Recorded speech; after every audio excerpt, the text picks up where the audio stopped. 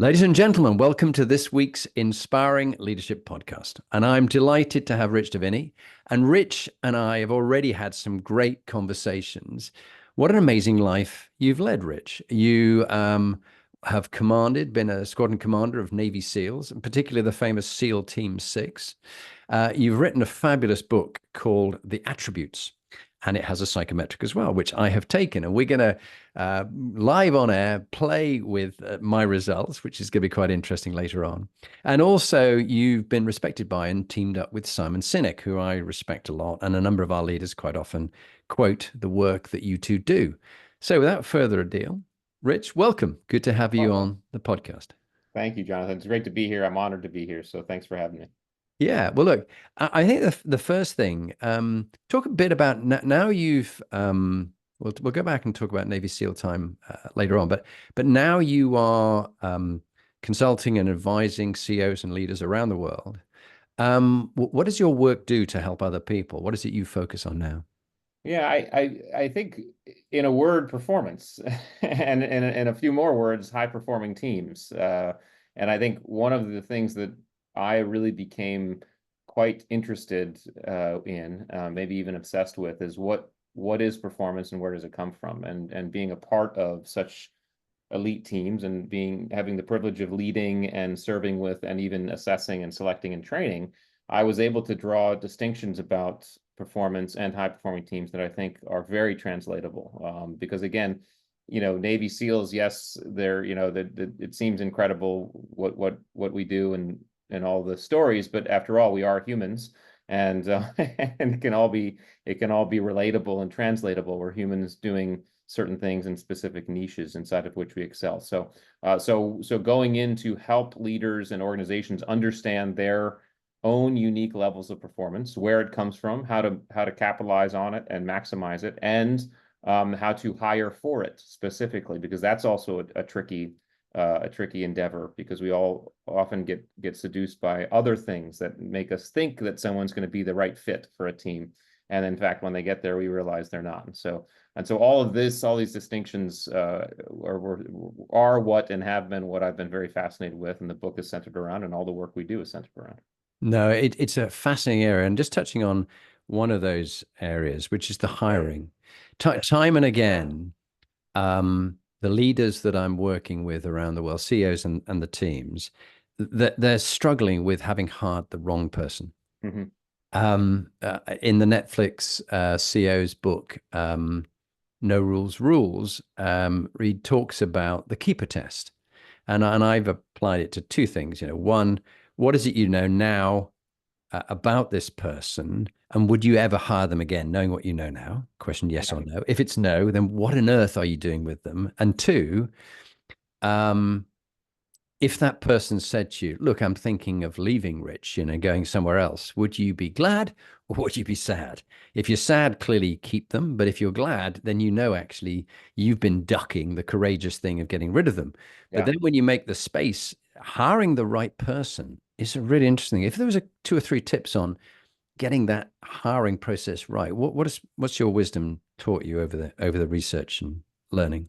Yeah, well, first of all, we have to understand and have a way to articulate what our culture is in a team organization. Because part of why someone may not be a fit is often because they're not culturally a fit. They may have all of the prerequisites and skills and things that they need to do the job, but do they fit and interact properly with a team is the next question. So understanding the culture, understanding what are those qualities that we are looking for and need in specific organizations or positions, and then hiring for those qualities, not just for the fact that the person can do the job. It's not about knowing how to do the job. Is do they have what it takes to do the job and be a part of this team? And I always quote I reference this guy named Russell Ackoff. Russell Ackoff was a very interesting fellow. He was a systems theorist. He was a behavioral analyst and management science expert. And I think he's deceased. He died in the early 2000s, but he used to give a lot of cool talks and relate leadership to systems theory. And one of the things he used to say to his audience is he said, if I took the best parts of every vehicle out there, right? So assuming, and I'm not really a car guy, so forgive me in the audience if you disagree with some of this, but just assume that the Ferrari has the best engine, the Porsche has the best carburetor, the Volvo has the best suspension, so on and so forth. You get the best parts of every best vehicle, and you put them all together in the center of the room. Would you have the best vehicle on the planet? And the answer is no, you wouldn't have a vehicle because the parts wouldn't fit together. And he used to say a system is never just the sum of its parts. It's a product of their interaction. And the same goes with a team. A team is never just the sum of its parts. It's a product of how they interact. You can have the best people at the who do the best things, the best legal person, the best graphics designer, the best whatever, all this. If you put them together and they don't interact properly, they're going to do great when things are going great. But as soon as things don't go great or the plan doesn't go as it thought, it's going to turn toxic. And so we have to understand what creates and what the underpinning of that performance is. Yeah, I think that's so wise. This systems thinking, but also what is the culture like? Can they do the job? Will they do the job? Do they fit in? Those three very important things. And this is where your work on attributes and attitude, not just attitude, but it's much more than that. We'll talk about it later when you debrief me and we talk through my own report. But I do think you're onto something powerful there. That's great. Okay, we'll talk more about that later. I was talking with you earlier about you've been very fortunate to work with some really interesting people. They've chosen to work with you. One of them is Simon Sinek, who is deeply respected by a number of the leaders that I work with, and you two have done some great work together. And the other one is Admiral Bill McRaven, who I'm hoping to get on the podcast, recommended by David Petraeus as well as yourself. Do you want to just talk about both of those two and why you found them inspiring people? Yeah, I think well, I'll start with Admiral McRaven, who I worked for many times in my career, starting when I was a young lieutenant. One of my first tours over to Iraq, and he was in charge of the task force, and so I worked directly for him. And I think he was always someone who was practicing what he preached in terms of leadership. He had deep respect for those in his span of care. And he always had the integrity and the accountability to do what he said he was going to do. He always signaled to his folks that he needed them, and he relied upon them. And he was always in a position where wherever he was or wherever he could, he always mentored. And I remember, just from a writing perspective, I mean, he wrote a book in his, when he was a younger officer in his postgraduate school. He wrote a book which got published about special operations. So he's already a writer. And I remember one of the jobs I had when I was working for him is I had to write the daily reports for him. And I'd bring those reports to him. He would then, check them and tweak them and then send them out. And I remember even just writing those reports, I bring them into him, and it was a chance for him to coach me on writing. And he always did so with a very helpful demeanor. There was never a judgment. It was always just, let me give you some tips on this. Here's how we do it. And he was like that consistently the many times I worked for him that way. So just as a leader, who's someone you wanted to model. And also, he was the first time I actually met him, he presided over my Navy SEAL graduation ceremony, which is Wow. the first time. So yeah, talk about, just spanning the career. I was working for him for almost my entire career in some capacity.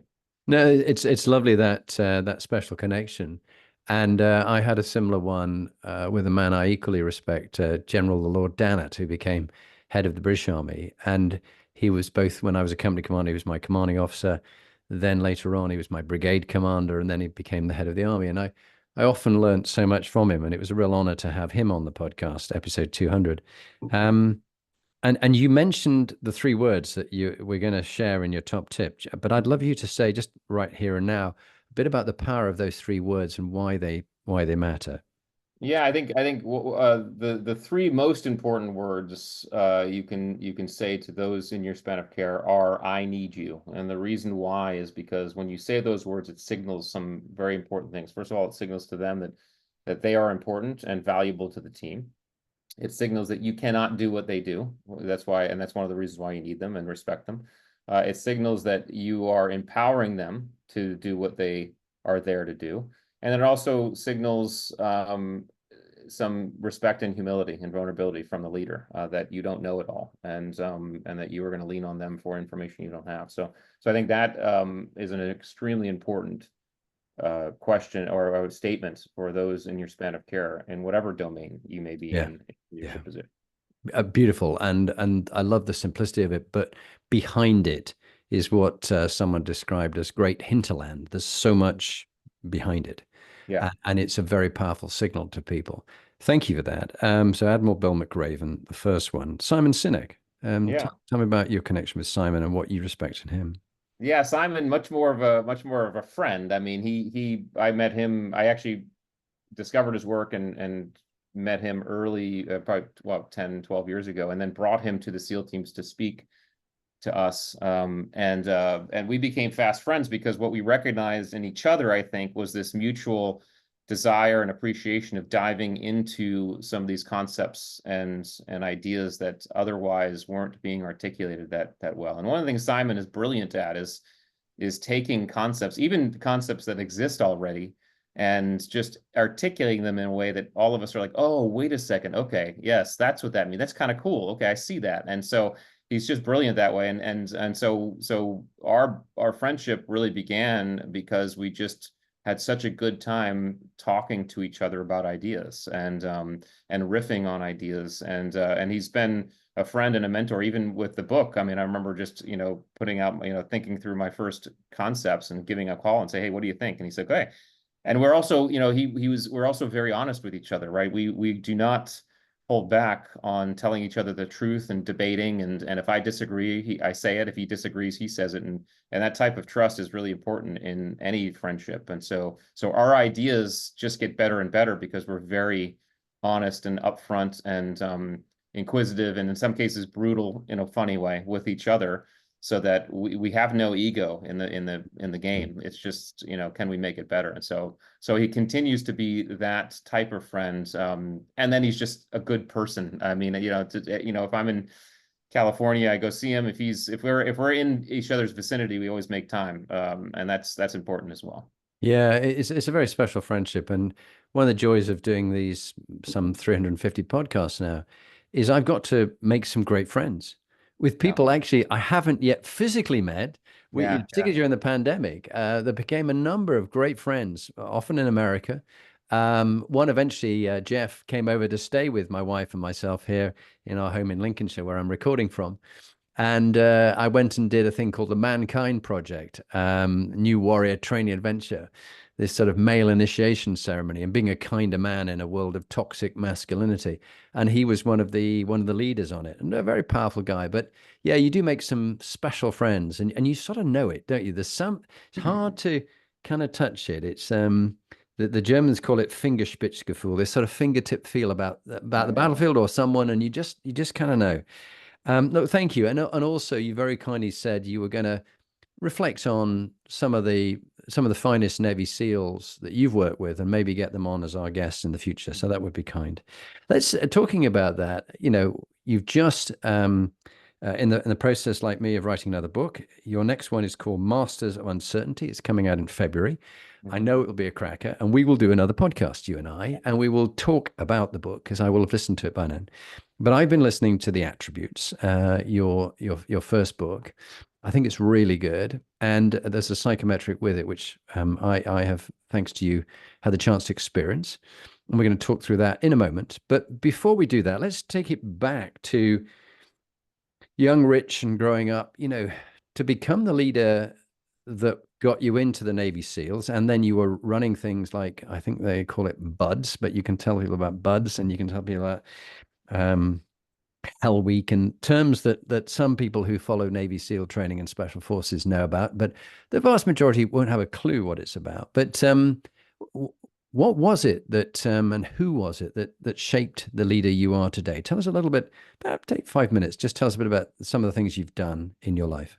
Yeah, that's a wonderful question, and one I haven't thought about really, in terms of who shaped my leadership. But if I were to give a off the cuff, quick, and probably really accurate answer, would probably be my dad. Yeah.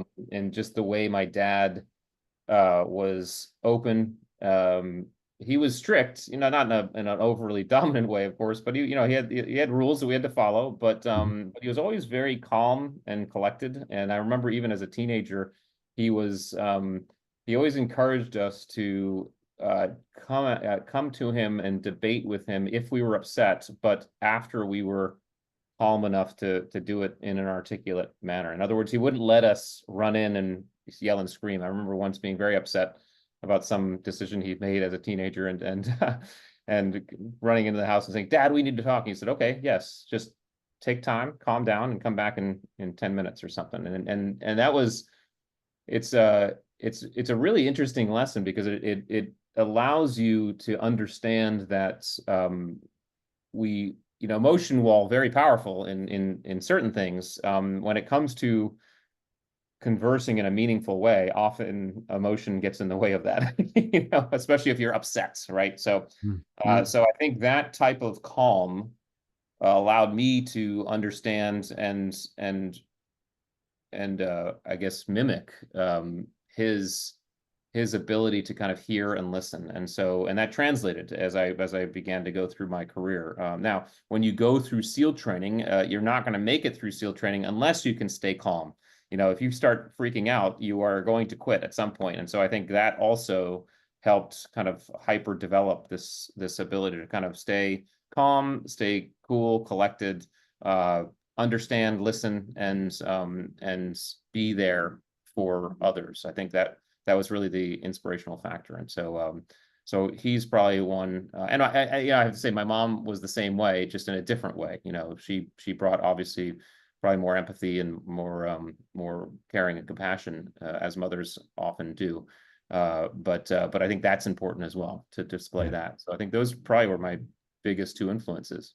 Yeah. And so you went and had a career in the Navy SEALs, sort of got into special forces, and particularly SEAL Team 6 is a famous one. People who don't know this won't know about it.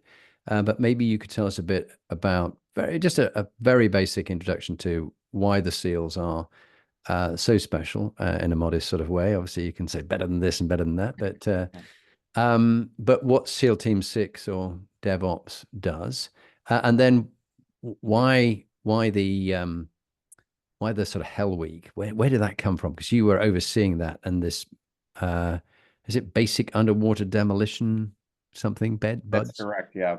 Basic underwater demolition slash SEAL, which is BUDS for short. So that's the basic SEAL training. That's where regular Navy sailors and officers go to become Navy SEALs. That's a 6-month long course in San Diego, California. There's a 90% attrition rate for BUDS. So 90% of the guys who start do not make it through. And I went through that training in 1996 and graduated. Again, I mean, numbers wise, I think we had 170 start in our class. We graduated 38. So, and those are fairly normal numbers. And then subsequently began my career. It was in 2005 where I went to SEAL Team 6, and there it's a whole different selection process. And so to go there, you have to have been a Navy SEAL for at least 5 years. You have to have stellar recommendations and performance records. You have to do psychological examinations. If you are then selected to go, you go and do a whole nother 9-month selection course, and that's called, it's nicknamed Green Team. And 50% of the guys who start that course do not make it through. So it's enormously selective. And so now when we say I was running training, I was actually running training. I was running Green Team. I was not running BUDS. I was running SEAL Team 6 selection. This is where I began to think about attributes, because one of the issues we were having at that time was articulating effectively why guys were not making it through. We were saying stuff like, the guy couldn't shoot very well or couldn't do this or that. And you can't tell a guy of that caliber, a Navy SEAL of that caliber, he can't shoot very well. There's a guy who probably shot more rounds than most people in the military. And so it was disingenuous to them. It was disingenuous to us. And then leadership were starting to ask some tough questions. And so the leadership said to me, "Rich, we need you to help us articulate what's going on here." And this is when I began to dive more deeply into performance and ask myself, okay, what are we in fact looking for? Because I'm not sure we're just looking for skills. That doesn't make sense to me, because I thought about even BUDS training, which you don't learn a lot of Navy. I mean, you learn basic diving and basic shooting in BUDS, but most of the time you're doing crazy stuff like running around with big heavy boats on your head and exercising with 300-pound telephone poles and going through Hell Week where you're not sleeping for an entire week. And I could tell you, when I was in charge of this green team, it was about 2010. I'd been on hundreds of combat missions. Okay. And I can tell you with certainty, never on any of those combat missions did I ever carry a big heavy boat on my head or a 300-pound telephone pole. Okay. So what I recognize is that what they were doing to us was not training us in the skills to be Navy SEALs. They were putting us in these environments and these situations to tease out these qualities, these attributes. It wasn't about if we knew how to do the job. It was about if we had what it took to do the job.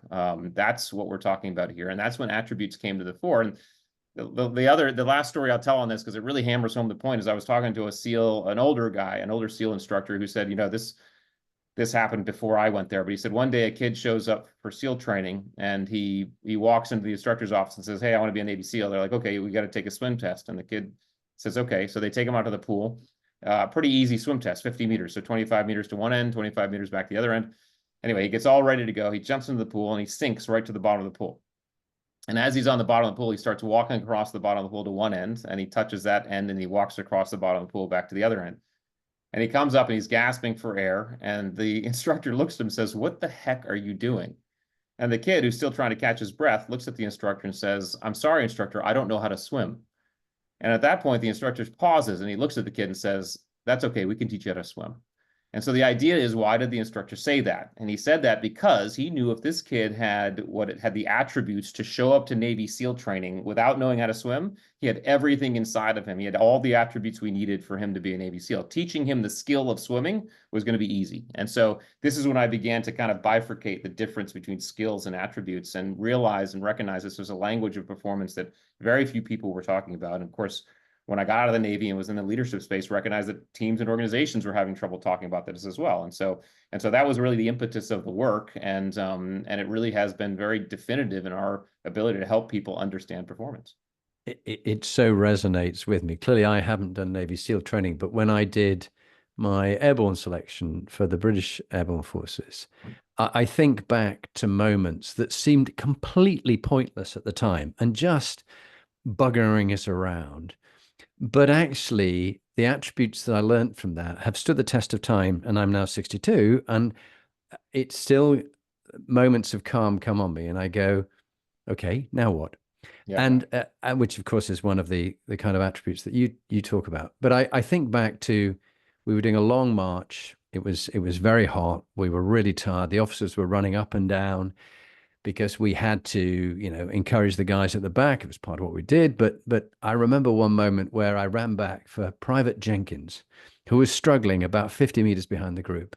And the corporal instructor was with me there. You call them staff. I don't know what it's the same with you. Yes, staff, no staff. Yeah. And he said, "Carry his pack." I went, "But staff, I've got my own pack." He said, "Don't argue, carry his pack." So I thought, okay. So I put my hands through the straps at the front. So I had his pack on the front and mine on the back. And they were, okay, it wasn't heavy for you guys, but for me, 55 pounds twice is a lot. And I'm a pretty light framed guy then, and I didn't have the muscles I've got now. But I was struggling to walk. And of course, little rabbit Jenkins was off now, and he was with the group because he's got no pack and I've got his. And this instructor just spent his time abusing me and just going, "Look, you're a complete loser. Give up. Just get on the jack wagon, equivalent of ringing the bell. Just get off. You're never going to make it. You're not good enough." I said, "Thank you, staff. I'm just going to keep going. I will make it." Yeah. And he talked to me and he abused me. And he said, "Oh, I see you've got a zit on your face." "What's that then?" "I'm giving birth." "Oh, really? What to?" "To an instructor, staff." "Don't you give me that. Get down. Give me 20 press ups." So I had to take the packs off and do 20 press ups and then put the packs back on. And I wasn't going to give up. Yeah. I knew I was miles behind the group, but he went, "Okay, sod it. Jenkins, come back here, take your pack." And I was pretty broken by then, but I got back to the group. I didn't speak very much because I couldn't. Yeah. And we finished it off. But just as we were coming to the gates and you could see the barriers coming in and you could visualize the shower, you know what's coming, don't you? He goes, "I think we'll go and do it again. Turn round." And at that point, about 20 people out of the 170 gave up and got onto the vehicle and left the course. But I just thought, okay, just go with it. Just take it a step at a time. I don't know where we're going to end up, what's happening. And it's that kind of attitude that the enemy don't go, oh, you're tired, just go into barracks, have a shower. They go, right, we're going to attack you again. Right, Uh, right. uh, you clearly, that kind of attitude and the attributes required for that was part of what you were doing with the green team and things like that. But what is it that those kind of things which seemed like nonsense when the instructor kicked over the food that we were running towards and Yeah. he spilled on the floor, he said, you don't deserve that, keep running, and everybody's really hungry. What is it about that kind of whole mindset? Because it hasn't changed very much in all the training Right. that you've done then and now. To tell me, what is it that comes out of that training? Well, it's so first of all, it's testing your ability for certain attributes. Perseverance is a good one to describe this ability that I'm going to get knocked down 7 times, but get up 8. You know, no matter how many times I get knocked down, I'm going to get up again. That's perseverance. It's kind of the Rocky Balboa effect. Okay, and that's what they're doing. They're saying how many times can I knock this person down? Can I get them down to 0 and see if they'll keep going? The same kind of games happen at SEAL training, but it's one of those things where you begin to say what you said is like, okay, we're going to turn around and do it again. And you're like, okay, well, okay, I'm just gonna keep moving until I can't move anymore. That's what I'm going to do, and that's what they're looking for. That's the perseverance. The other really important thing, I think, the attribute that's really exacerbated in this type of military training is compartmentalization, and this ability to break things into smaller chunks. And I talk a lot about this in the new book in terms of how to actualize it. But what we're doing is we're basically looking at an entirety of a situation, however miserable, and we're saying, okay, I can't focus on the whole thing.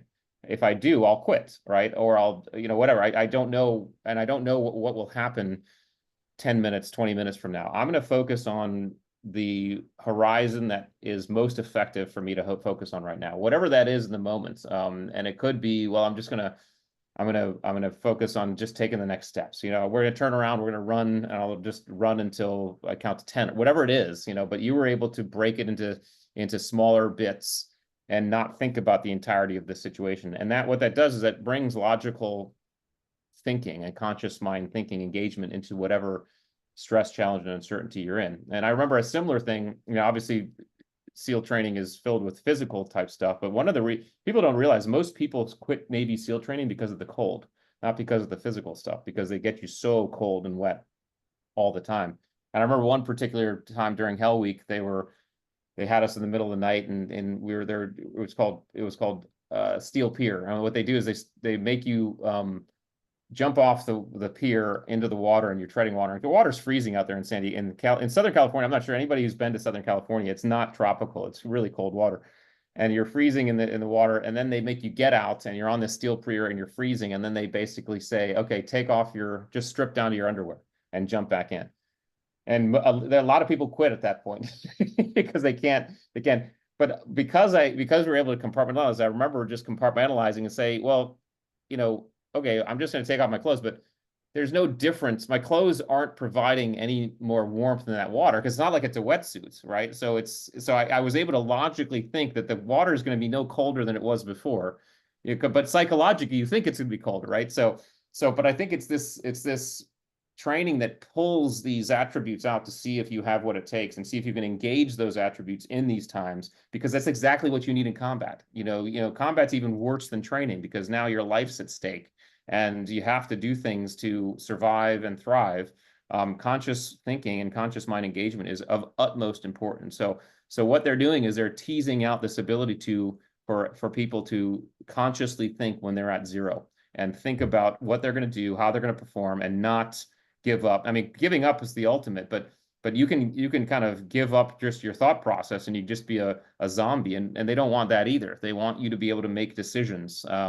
And so I think it's a brilliant, although people might think archaic and Machiavellian, but it's a brilliant way for selection processes to be run. And this is why almost 100% of the people who read the attributes who are former military love it, because it completely describes what military training is all about. It's all attributes training, right? So anybody who reads this book that I talked to who was in the military, like, oh my God, I totally get it. It's like, of course you Yeah. do, because you Yeah, went yeah. through it.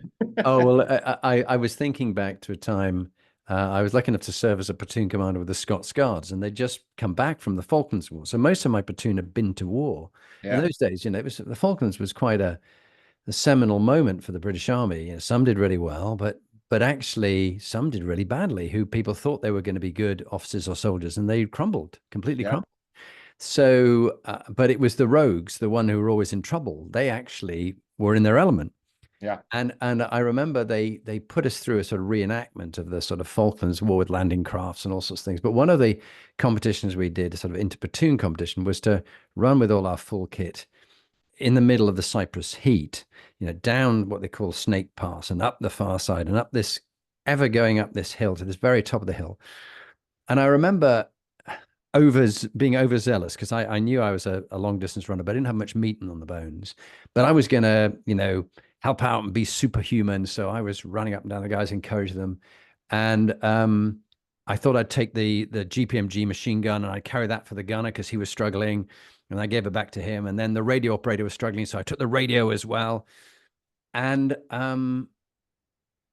we got to the very end, and I was just so exhausted that I could hardly take orders from the company commander to then deploy the platoon to a platoon base and Yeah. start sending patrols out. Guys, I was Yeah. just absolutely shot through. And the platoon sergeant took me to one side and he said, "Sir, I hope you'll learn a lesson. Never, ever do that again.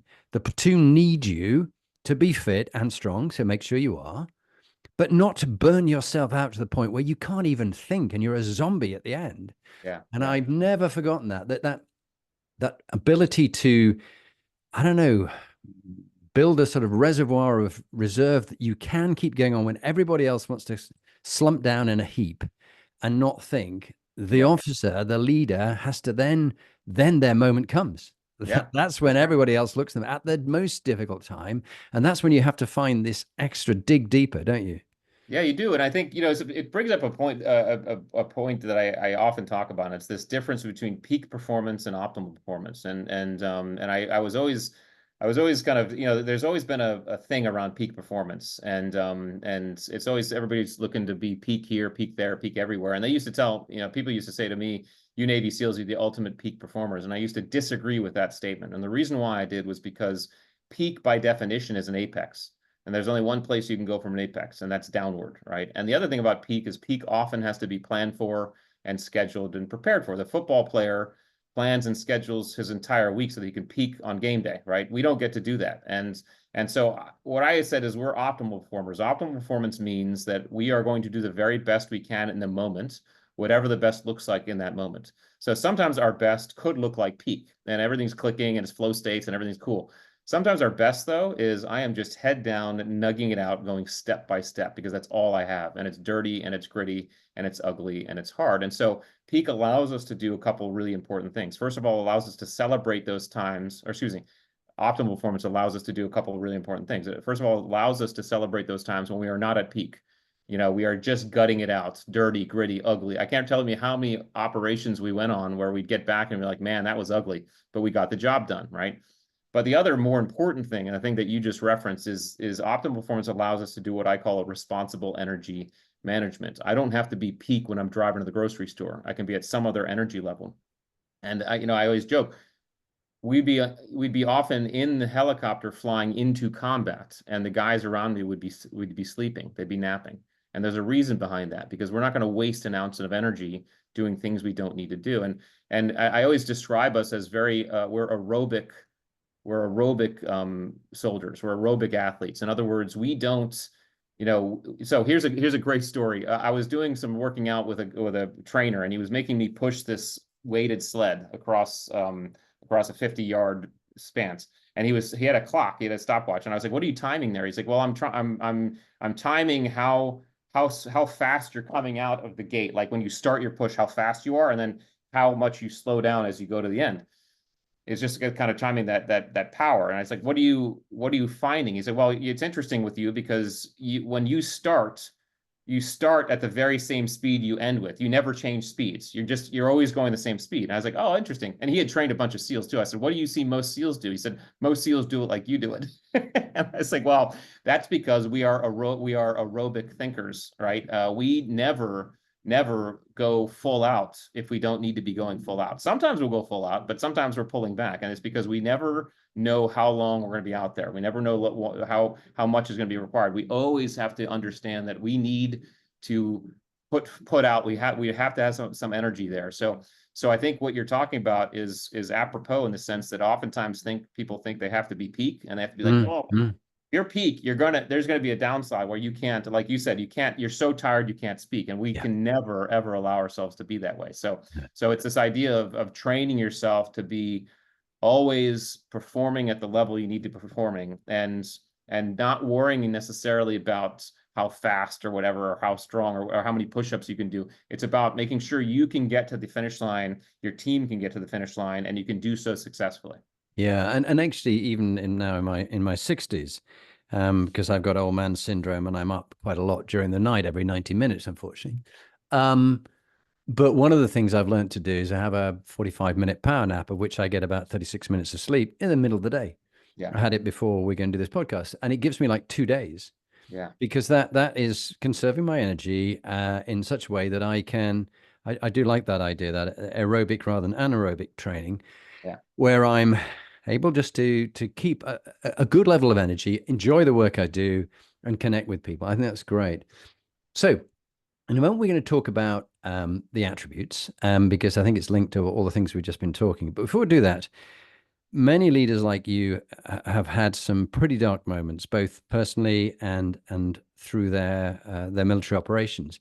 Is the one that you would pick out in your life, Rich, and what it taught you that served you still to this day? But it was a dark moment. Yeah. I mean, I think there are many dark moments of combat. I think combat is horrific, whether you're, regardless of who you are, whether you're the people fighting, the civilians involved, whatever. And I would say that without being specific about any one, I would say that all of those moments where it became very dark, what it taught us and me is that you have to be able to remember and understand who you are, and not let the environment or situation change who you are. I think that's the most important thing, because horrible environments will often change or suggest, or maybe even in some cases try to force us to do things we may not otherwise do or have done. And I think for us, and certainly as a leader in a team, an organization where we're taking our team and taking our folks into environments that are just horrific, and that life and death happens.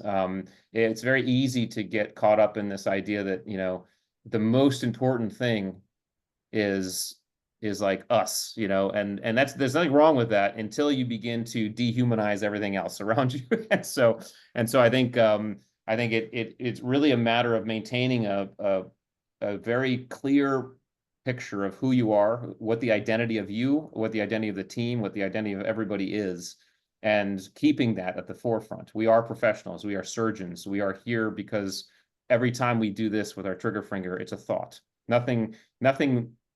There's never a time where we're pulling our trigger without thinking before we do it, and then this is why we are who we are. And I think maintaining that identity in those times is of utmost importance. And I think as an officer, as a leader, it was, and even my troop chiefs, my senior enlisted, we were always on the same sheet of music of making sure that we as an organization, as a unit, understood that as horrific as the environment may get around us, we need to maintain a real steadfastness in who we are and how we behave.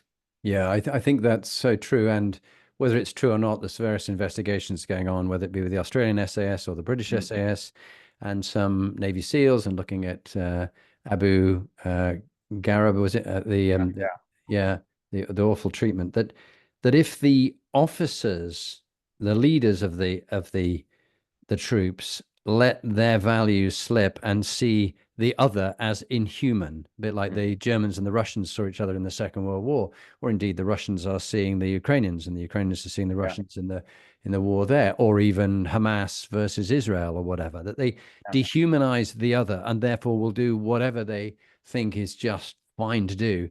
That's where the officers and our extra training comes in about the values, particularly if you're in a democracy, what you do and can stand in the court of law afterwards. And friends of mine who served in the SAS have had to go back to places like Northern Ireland and give evidence in court for the decisions that they made 30, 40 years ago.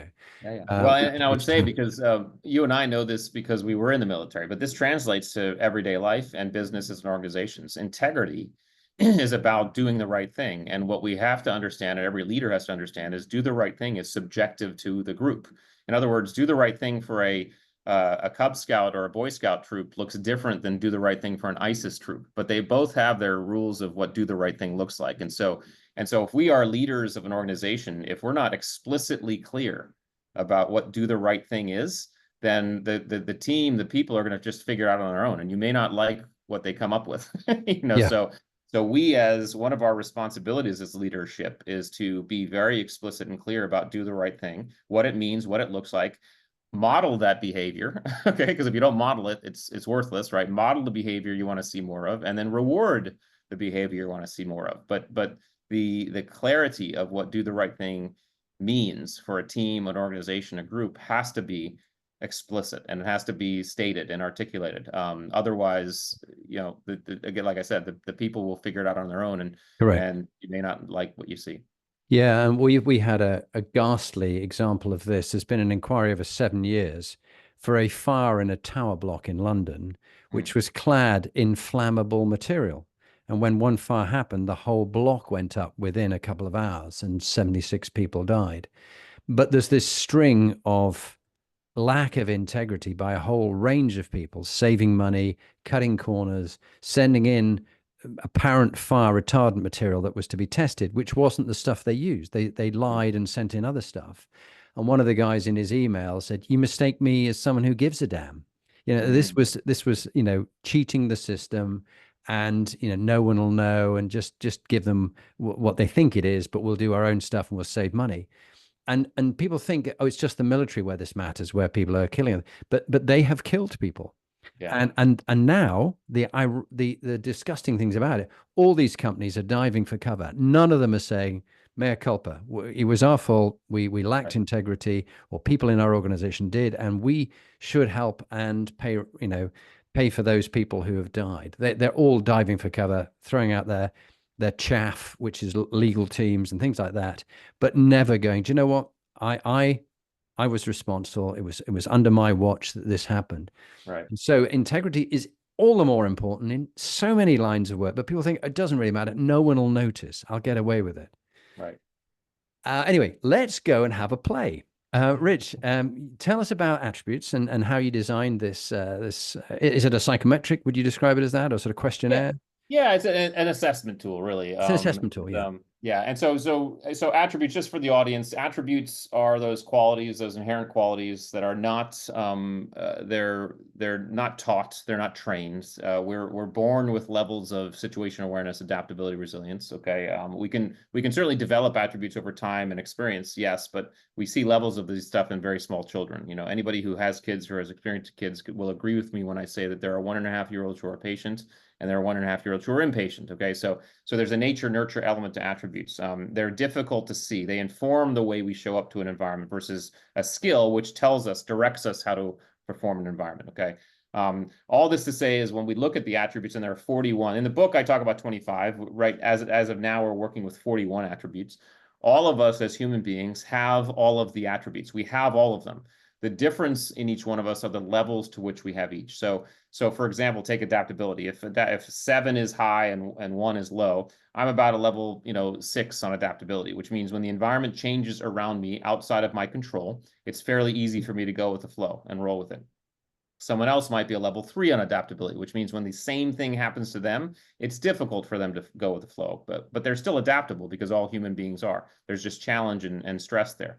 So we kind of think about how these attributes line up on a wall like dimmer switches, and all of us will have different dimmer switch settings, and that starts to speak to our performance. And so when you take the assessment, when we're going to look at your results, you get a readout of your 41 attributes from highest to lowest. So what are the attributes that you're super high on, all the way down to the attributes you're lowest on? And again, it doesn't mean that you don't have those low attributes. All it means is you prioritize your behavior based on the way these attributes prioritize. And so when you take it, you get all 41 ranked. But what we do is we focus on the top 5, bottom 5, because you can start to see some specific behavioral tendencies. And so your top 5 attributes are decisiveness, discipline, perseverance, charisma, and courage. So what that tells us, so first of all, let me just ask you, how did that land with you when you saw that top 5? I felt very at home with that. Yeah. Very, very comfortable with it. Yeah, yeah. Okay, It, good. it And so felt it what felt it like tells us, home.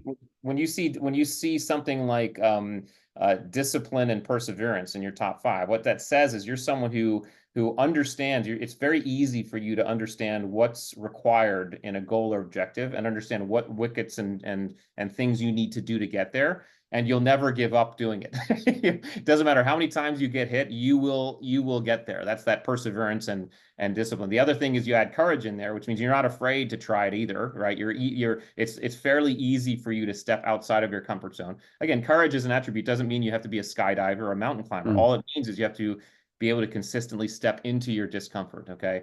Your charisma, I mean, I'm not surprised. Just talking to you, you're someone who you're engaging. You draw people to you. That's charisma. And then your decisiveness. That decisiveness means you are able to and comfortable making decisions in a very time efficient manner. Okay.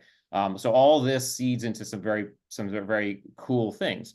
However, what we have to also ask ourselves, if we want to do true introspection, if we're serious about attributes not being judged, is we say, what are ways that this top 5 may not serve you as well? Okay. Okay, you're very courageous, you're disciplined, perseverance.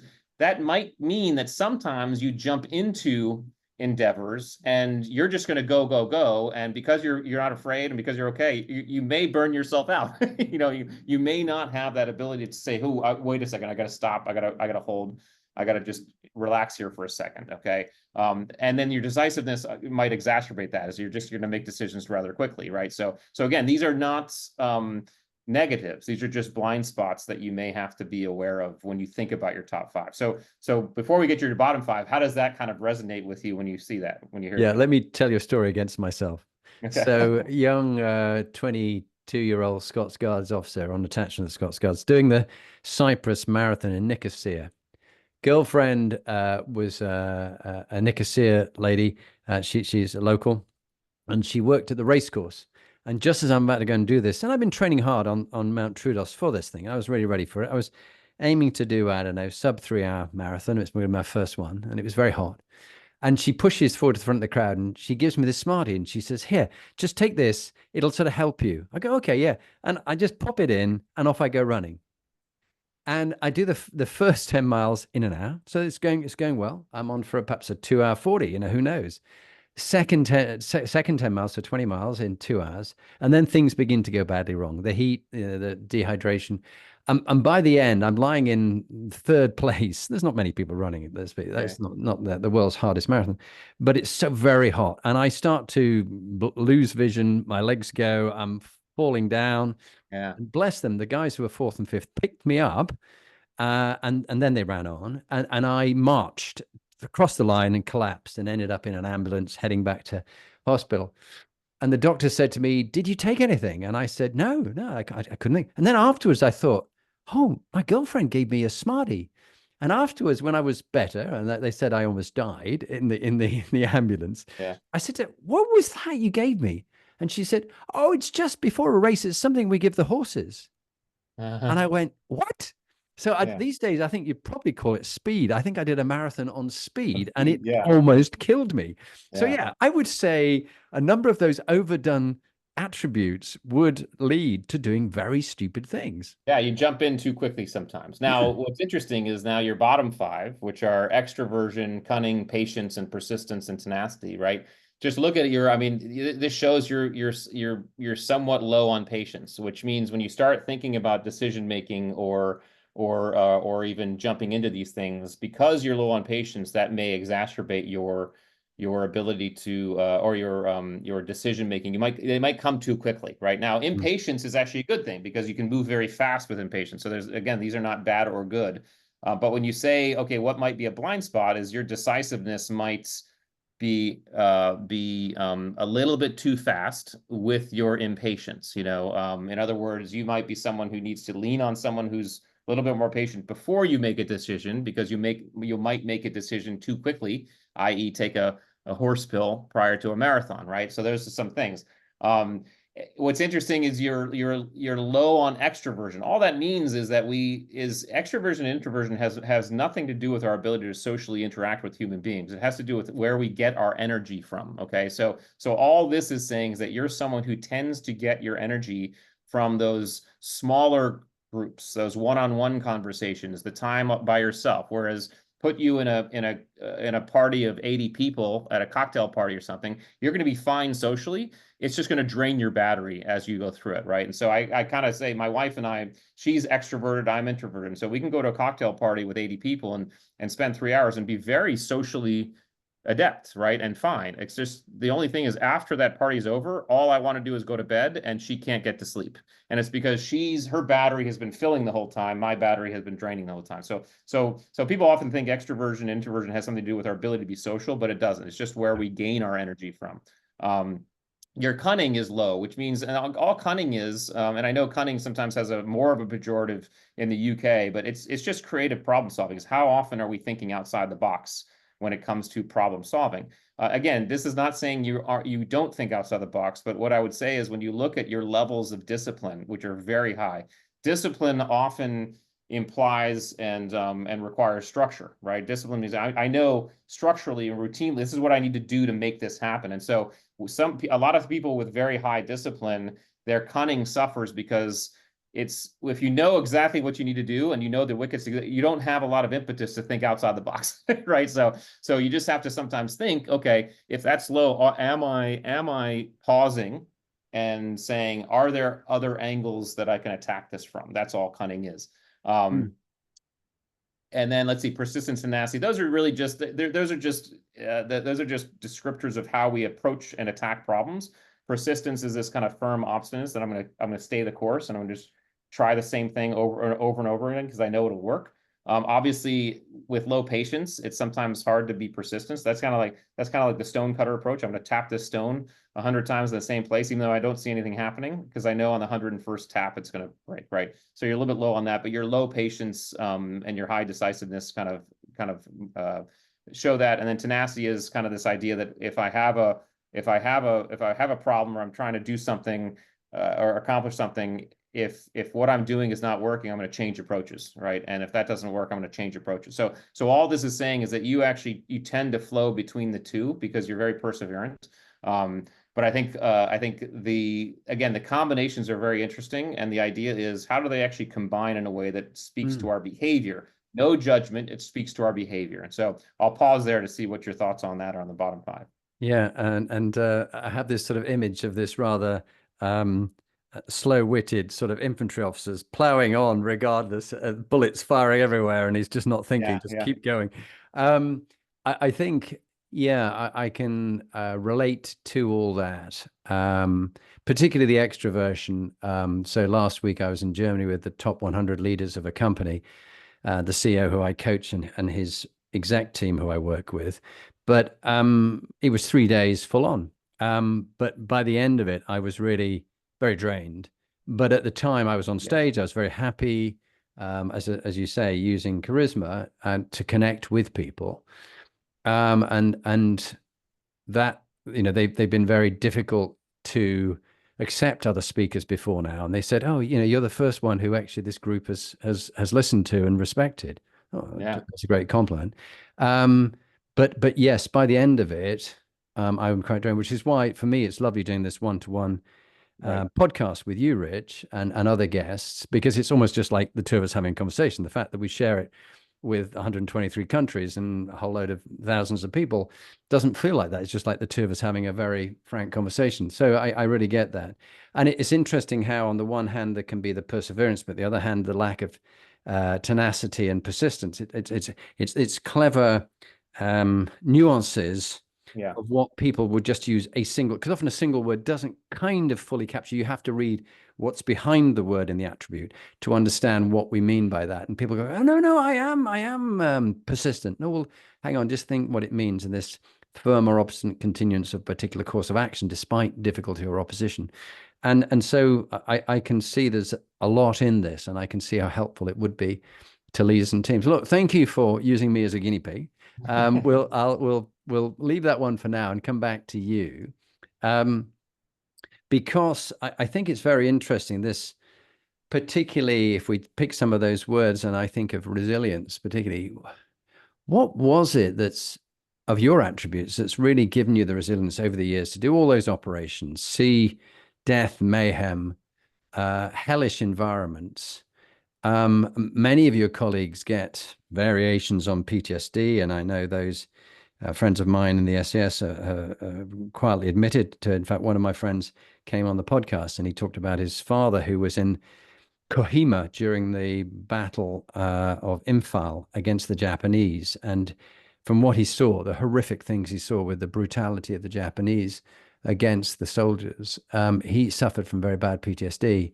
And Dave said, look, I'm not going to talk about it for myself on the podcast, but on the podcast, he thought, no, I need to talk about PTSD because so many people get it, and I have had it, and it's affected my relationship with my family.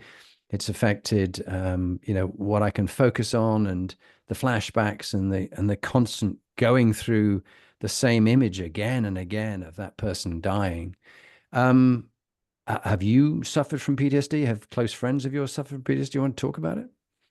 Yeah, no, I think, well, definitely friends have. I think I have in small elements. I think I find myself fairly lucky and fortunate that I haven't had over abundance of it. But it's just these certain things that continue to trigger you at certain times. And so whatever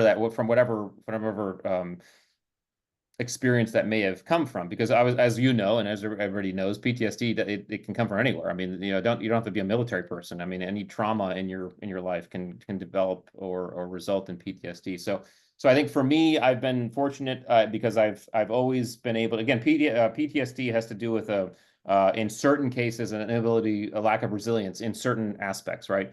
The inability to kind of recover and bounce back to your baseline. And I think specific events sometimes require a lot more diligence in making the effort to bounce back, and sometimes even require help to do so.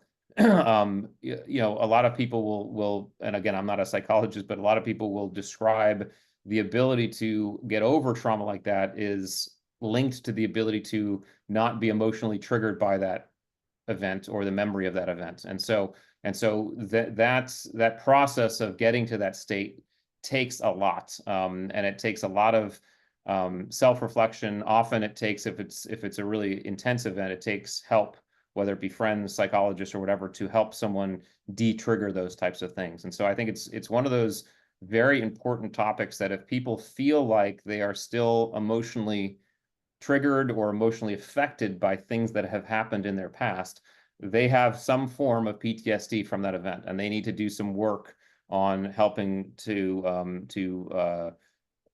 de-emphasize those triggers and bounce back. Yeah, and just share with me, if you will. I had a friend of mine in the military about 6 months ago, had a horrific situation in which he saw somebody die, and it was really awful for him. And he is keep reliving it. The things he took at the time was he took the offer of therapy, which is good. He talked to as many people as possible. He also did quite a lot of exercise. Got as much sleep as he could. Did some mindfulness. Any other things that you've seen help people get through it? Do they make sense to you? That advice that I was giving him? They do. I think in the normal sense, any joy-inducing activity that is what we should focus on. That could be exercise, it could be running, could be I go for runs in the woods here in Virginia just by myself. No music, just in nature. That's very cathartic for me. Hanging out with loved ones and family and friends, playing music, whatever. It could be going to church for some people, whatever. It could be reading a book. I think those are the things, the joy-inducing activities that we need to focus on to help with our resilience. However, I will say that PTSD can often come in forms that even those things don't allow us to recover. That's when we need to seek help. And that's really when we get psychologists involved and therapists involved to help us with specific protocols and techniques that allow us to de-trigger those events. And I'm not a professional. I say go find a professional, and don't waste time doing it, because that's what you need. But if you're in just the normal life and there's something bad happens, you're like, oh man, that sucked or whatever, then go do joy, and make sure you capitalize on joy inducing activities. Normal life and normal living, we can get over a lot of this stuff just by prioritizing joy inducing activity, whatever that looks like for us. Yeah, that's great, Rich. Thank you. Well, look, we're almost near the end. So before we go on to the 2 minute top tip, a couple of other questions. Um, Executive teams. You've worked teams is your specialism, high performance teams. A lot of people listening to this, they're CEOs and they're running executive teams or they're in executive teams. How did they turn around a toxic team? What would be your tip and advice over all those years with so many different teams? Yeah, the first thing is you have to identify the toxicity and be very honest about that toxicity. The second thing is understand that, try to understand, or you need to understand how and why that toxicity exists. The hard news, the hard thing to take for a lot of leaders is that oftentimes toxicity exists because the environment has allowed it to do so. And that's a tough one to swallow because as leaders, we're in charge of the environment. And so we have to understand what environment may have I created that has allowed this to, in fact, fester and become what it's become. This is accountability. This is accountability at the highest level. Yeah. We have to take accountability for the environments that we create because we all know it's quite simple to know that you put a cucumber in a pickle jar, that cucumber is going to turn to a pickle.